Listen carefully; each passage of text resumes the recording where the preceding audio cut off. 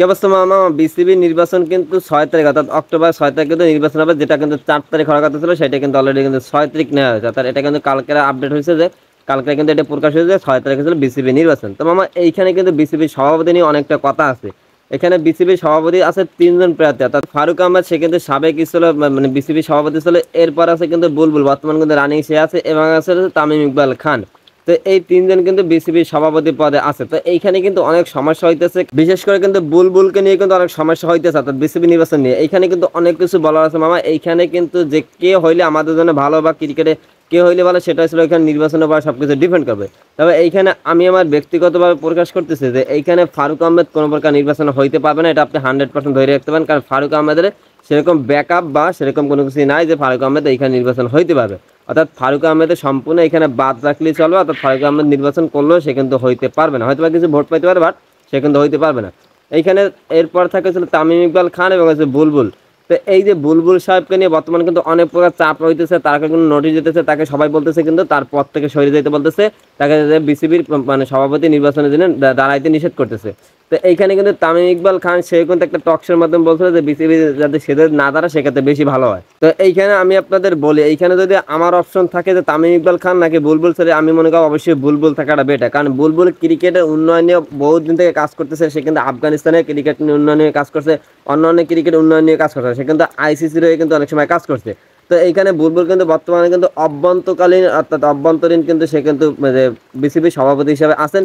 তো এইখানে যদি তামিম ইকবাল খান আর যদি বুলবুলের কথা বলেন, সেক্ষেত্রে আমি মনে করি বুলবুল হওয়াটাই বেটার হবে আমাদের কাছে। কারণ তামিম ইকবাল খান যদি থাকে সেক্ষেত্রে কিন্তু আমি মনে করি যে পাপন কাকু যেরকম ছিল এরকম বিসিবি কিন্তু আবার সেরকম পর্যায়ে চলে আসবে।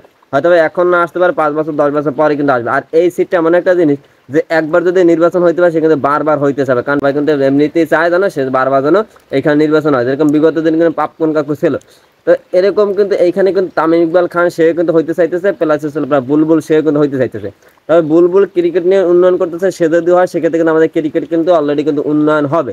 কারণ অলরেডি কিন্তু আমাদের যেরকম বরিশালে যে স্টেডিয়াম আছে, আমাদের খুলনাতে আবু নাসের যে স্টেডিয়াম আছে, এই স্টেডিয়াম কিন্তু বিগত দিনে কোনো রকম কোনো কাজ হয় না, মাস কিন্তু পরিত্যক্ত হয়ে গেছে। তারপরে বগুড়ায়, রাজশাহী, সেখানে কিন্তু কোনো রকম উন্নয়ন হয় না।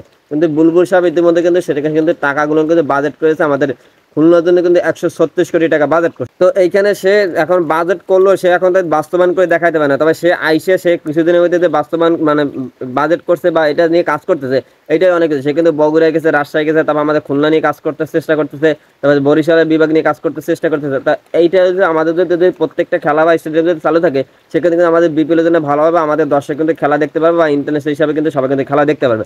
যেরকম আমাদের কিন্তু অনেকে আছে খুলনা বিভাগে বা বরিশাল বিভাগে সব থেকে ক্রিকেট প্রেমিক বেশি, কিন্তু তারা কিন্তু খেলা দেখার কোনো প্রকার সুযোগ পায় না। একমাত্র ঢাকা, সিলেট ছাড়া যদি না যায় বা চট্টগ্রাম, এই 3টে স্টেডিয়াম বাইরে যদি কোনো প্রকার তারা কিন্তু ইন্টারন্যাশনাল খেলা দেখতে পারে না।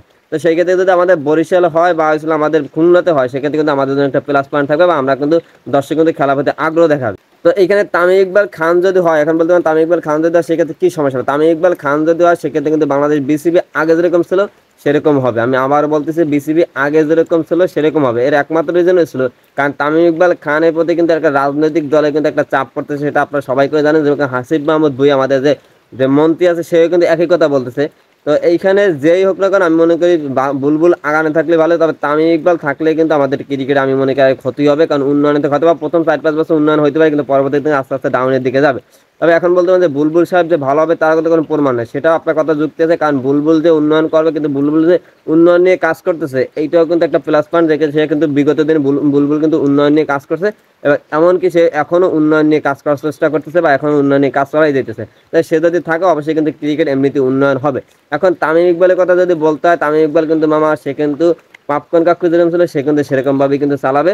তবে সে থাকলে ক্রিকেট অবশ্যই উন্নয়ন হবে, কম হোক বেশি উন্নয়ন হবে, কিন্তু আমি মনে করি তার থেকে বেটার ছিল বুলবুল সাহেব। তা 6 তারিখ দেখা যাবে কে হয়, কাদের কথা হবে সেটা 6 তারিখ মধ্যে দেখা যাবে।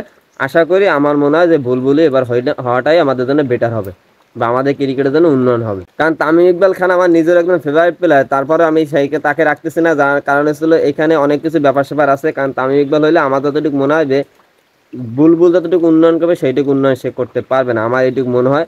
জানি না কতটুকু উন্নয়ন হবে, সেটা আসলে নির্বাচনের পরে দেখা যাবে। 6 অক্টোবর কিন্তু দেখা যাবে কি হয় নির্বাচনের ফলাফল।